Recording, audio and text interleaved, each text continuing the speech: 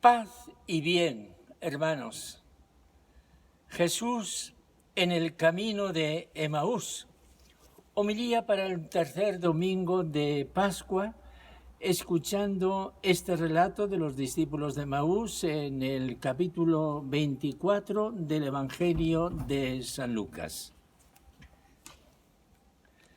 Aquel mismo día,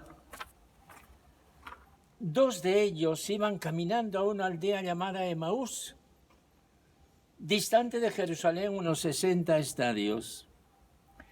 Iban conversando entre ellos de todo lo que había sucedido. Mientras conversaban y discutían, Jesús en persona se acercó y se puso a caminar con ellos. Pero sus ojos no eran capaces de reconocerlo. Él les dijo: ¿qué conversación es esa que traéis mientras vais de camino? Ellos se detuvieron con aire entristecido y uno de ellos, que se llamaba Cleofás, le respondió: ¿eres tú el único forastero en Jerusalén que no sabes lo que ha pasado allí estos días? Él les dijo: ¿qué? Ellos le contestaron: lo de Jesús el Nazareno, que fue un profeta poderoso en obras y palabras ante Dios y ante todo el pueblo. ¿Cómo lo entregaron los sumos sacerdotes y nuestros jefes para que le condenaran a muerte? Y lo crucificaron. Nosotros esperábamos que él iba a liberar a Israel, pero con todo eso ya estamos en el tercer día desde que esto sucedió. Es verdad que algunas mujeres de nuestro grupo nos han sobresaltado, pues habiendo ido muy de mañana al sepulcro y no habiendo encontrado su cuerpo, vinieron diciendo que incluso habían visto una aparición de ángeles que dicen que estaba vivo. Algunos de los nuestros fueron también al sepulcro y lo encontraron como habían dicho las mujeres, pero a él no lo vieron. Entonces él les dijo: qué necios y torpes sois para entender lo que dijeron los profetas. ¿No era necesario que el Mesías padeciera esto y entrara así en su gloria? Y comenzando por Moisés y siguiendo por todos los profetas, les explicó lo que se refería a él en todas las Escrituras. Llegaron cerca de la aldea donde iban y él simuló que iba a seguir caminando. Pero ellos lo apremiaron diciendo: quédate con nosotros, porque atardece y el día va de caída. Y entró para quedarse con ellos. Sentado a la mesa con ellos, tomó el pan, pronunció la bendición, lo partió y se lo iba dando. A ellos se les abrieron los ojos y lo reconocieron, pero él desapareció de su vista.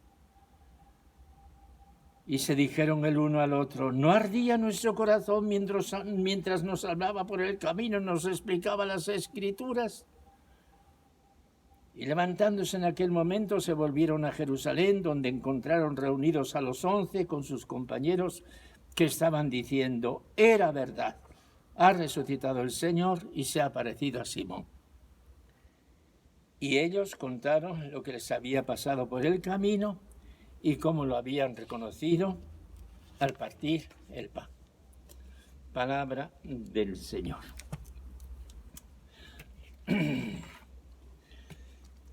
Hermanos, estamos de pleno en la Pascua del Señor.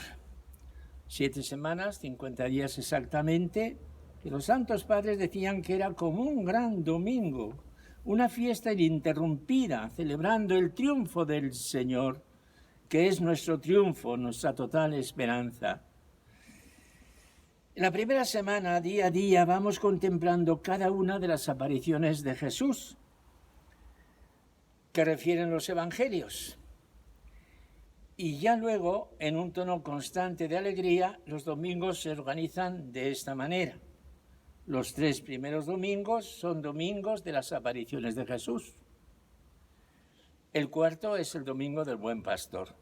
Y los siguientes, las palabras de despedida de Jesús en la cena. Este Evangelio de Emaús es el mismo Evangelio que escuchábamos el miércoles de Pascua y en esa ocasión, metiéndonos dentro de la comunidad cristiana, explicábamos cómo la vida es un camino, el camino de Emaús. En aquel camino encontrábamos 5 momentos, 5 vivencias diferentes que vamos a recordar. El desconcierto, la turbación, la profunda crisis es el punto de partida. La fraternidad. Los dos se convirtieron en 3 y fueron caminando. La Escritura. ¿No es verdad que ardía nuestro corazón cuando nos explicaba las Escrituras? La Eucaristía. Fue el último toque. Se les abrieron los ojos y lo reconocieron. Y al final, el reencuentro.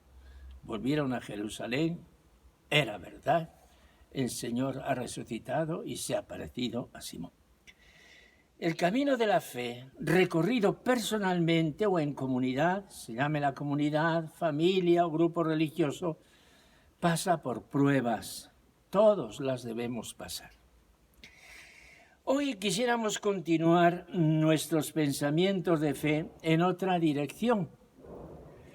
Quisiéramos reflexionar con el aliento de este extraño caminante que se ha incorporado sobre todo esto que nos está pasando. ¿Qué conversación es esta que traéis mientras vais de camino? Pregunta el forastero que se acerca. Y le responde, ¿eres tú el único en Jerusalén que no sabe lo que ha pasado estos días? Pues el único que lo sabía era él. Y los que no lo sabían eran ellos. Pues nos puede ocurrir cosa semejante. Ciertamente el Señor sabe lo que nos está pasando. Y a lo mejor nosotros no nos acabamos de enterar. Quisiéramos saberlo. Nos está pasando algo muy serio, algo que ha ocurrido en este siglo y ojalá no vuelva a ocurrir en todo el resto de este siglo XXI. Podemos hablar de la pandemia desde la política, como les hemos escuchado a nuestros parlamentarios, con esas palabras que a veces parece que son bombardeos. Podemos hablar desde la economía, con ese derrumbe familiar e incluso mundial que todavía no podemos calibrar. Podemos hablar como ciudadanos del mundo, pues cada vez aparece más claro que el mundo es una aldea, la aldea global levantada sobre nuestra hermana Madre Tierra, que debemos cuidar como casa común. Podemos hablar como se habla en una familia cuando hay una muerte de un ser querido, que consideramos una desgracia irreparable. La economía, entonces, queda en un segundo plano porque un ser humano que muere y que muere a destiempo sin poder ser despedido, no tiene parangón con la desgracia del trabajo perdido y de la economía arruinada. Pero hay otro punto, y tenemos que decirlo, hermanos. Podemos hablar desde Dios. Es decir, podemos formular preguntas a Dios. Y más interesante, y Dios nos puede formular preguntas a nosotros. Muchos salmos tienen preguntas a Dios que parecen quedar sin respuesta. ¿Por qué tanta desgracia? Según el Evangelio de San Marcos, Jesús murió con una terrible pregunta. Dios mío, ¿por qué me has abandonado? Y dando un fuerte grito, expiró. Y Dios le respondió en su corazón, porque te amo, hijo mío, porque tu muerte es la redención de todo el mundo.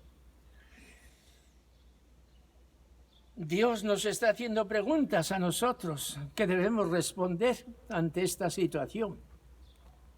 ¿Qué es el hombre? ¿Dónde está el poder del hombre y dónde no está?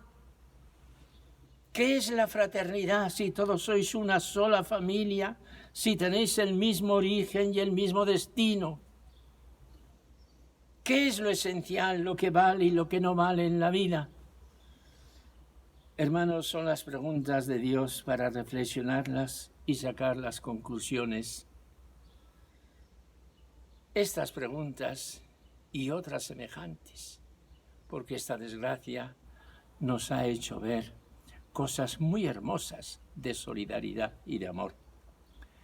¿Cuántas cosas para reflexionar en el encuentro sincero con nosotros mismos o conversando con personas que nos pueden entender?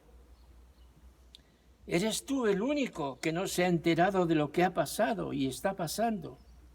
Bien al contrario, hermanos, es el único que lo sabía. Pues hoy lo mismo.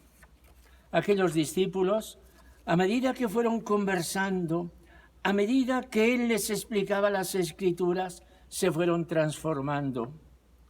Y luego todo se hizo claro al partir el pan en la Eucaristía. Es lo que nosotros deseamos, que todo se aclare cuando nos juntemos con Jesús al partir el pan en la Eucaristía. Terminemos pues con una plegaria dirigida a Jesús. Señor Jesús, en medio de tanto dolor, que se aclare cuando nos juntemos contigo. Sé tú nuestra luz y nuestra paz. En ti confiamos. Amén. Hermanos, amigos, para todos ustedes, paz y bien desde Madrid.